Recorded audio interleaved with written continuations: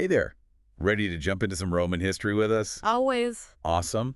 We're talking all about Marcus Tullius Cicero today. Ah, A Cicero. dude who knew how to rock a toga and shape like the entire destiny of Rome. Yeah, he really knew how to work a crowd. For sure. But this deep dive isn't just about like dates and names. This is about understanding why Cicero still matters, even today, over 2,000 years after he, strutted his stuff through the Roman Forum. And strut he did. Cicero's life was like straight out of a Shakespeare play, full of crazy ambition, betrayal, huge triumphs. And a tragic ending. Yeah, it's all there. So dramatic. Okay, so to really understand Cicero, we got to get the lay of the land. We're in the Roman Republic, right? Right, but think less peaceful democracy and more, well, more like a political pressure cooker. Imagine a world where intrigue makes House of Cards look like child's play. Okay, I'm intrigued, but also a little terrified. As you should be.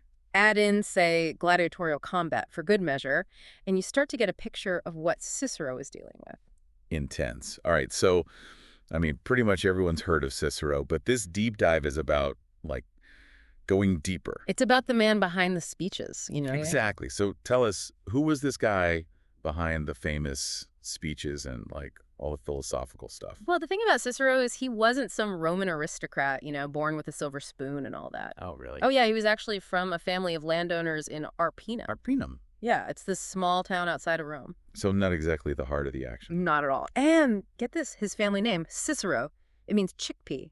Wait, chickpea. Seriously? No, I'm serious. The guy who became Rome's greatest orator was basically like Mr. Chickpea. That's amazing. I bet that's not in the history books. It's true, though. And for Cicero, that background, it really fueled his passion for the ideals of the Roman Republic. So he was all about those Roman ideals of, like, justice and all that. He believed in them, yeah, because Yeah. he had seen firsthand how those ideals weren't just, empty words. They were worth fighting for, especially when they were under threat. Which brings us to Cicero's, like, legendary status as this master orator. The man could speak. And we all know the Romans loved a good speech, but it was more than just entertainment back then, right? Oh, absolutely. Imagine.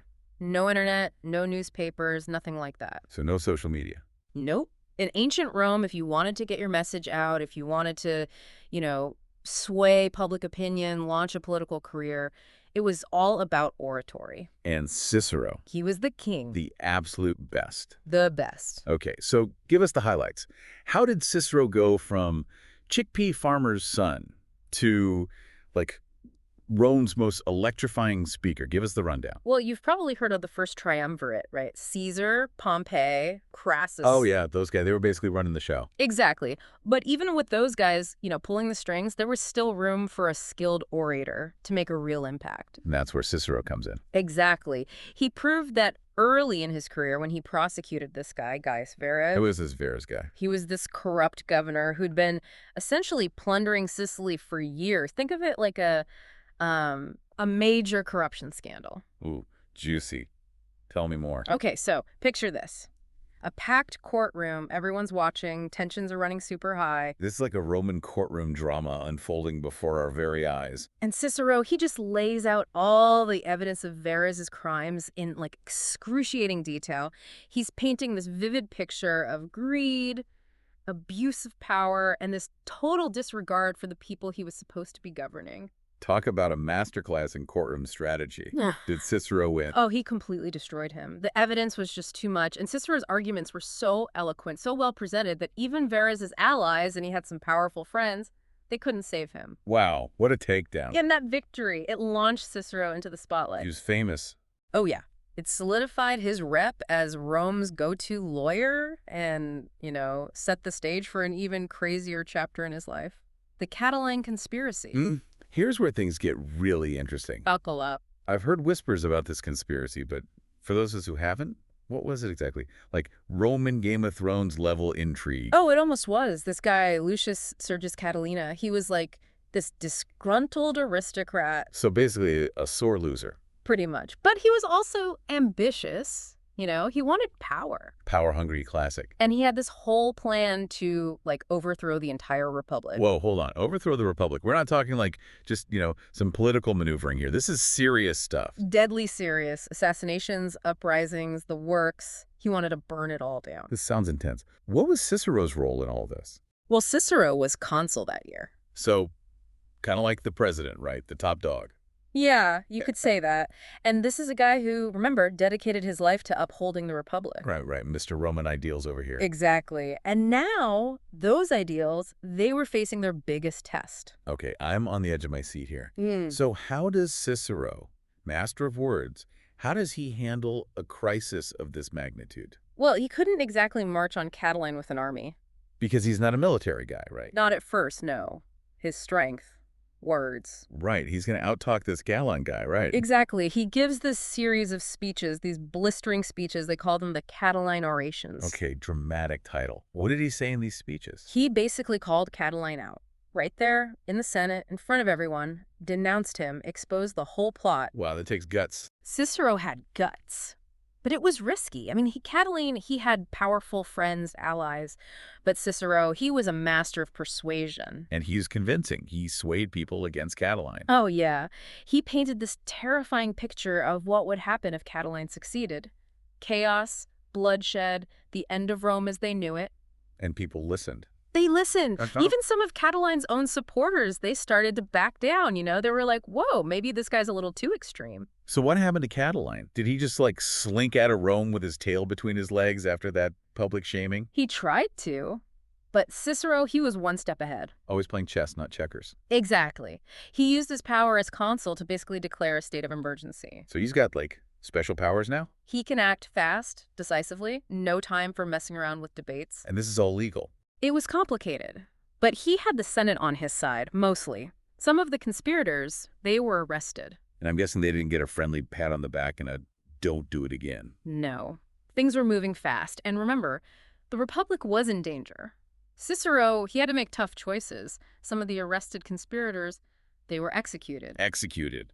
Without a trial. It was a controversial move, even then. Some people thought it was too harsh, a violation of Roman law. Which is kind of ironic, right? Because Cicero's whole thing was upholding the Republic, and here he is, like, bending the rules. Exactly. It was a moral dilemma for sure. But Cicero, he believed that sometimes to save the Republic, you had to, you know, break a few eggs. A Roman omelet, if you will. Something like that. But for a while there, it looked like he'd saved the day. He was hailed as a hero. Patriot, they called him. The father of his country. Not bad, Cicero. Not bad. He was at the height of his career, beloved by the people. But, as we know, in Roman politics, things change quickly. What goes up must come down, right? And in Cicero's case, the fall was brutal. So Cicero's dodged a bullet with Catiline, but with the first triumvirate still running the show, I'm guessing Roman politics were still a dangerous game to play. Oh, absolutely. It was like trying to walk a tightrope during an earthquake. Cicero was trying to be the voice of reason, you know, trying to find some middle ground. Which is never easy in politics, right? Especially Roman politics. But with Caesar, Pompey, and Crassus, they were all playing for keeps. Something had to give. And something did give, because, well, it's Rome. And we can't ignore a little thing called civil war. Right. Things totally exploded. Caesar and Pompey, former buddies, now they're at each other's throats. And Cicero, he's stuck in the middle. Oof, talk about awkward. Yeah. So which side did he end up on? He went with Pompey. Really? Any particular reason? Well, Pompey at least claimed to be defending the Senate, you know, the traditional way of doing things. But honestly, I think Cicero was disillusioned with both sides by that point. Yeah, when you've seen how the sausage gets made. Exactly. Cicero knew that no matter who won, the Republic, the thing he'd spent his whole life fighting for, it was doomed. That's got to be a tough pill to swallow. But what happened when the dust settled? Well, Caesar, he came out on top. Pompey, he was finished. And Cicero, let's just say he was back on the losing side. Again.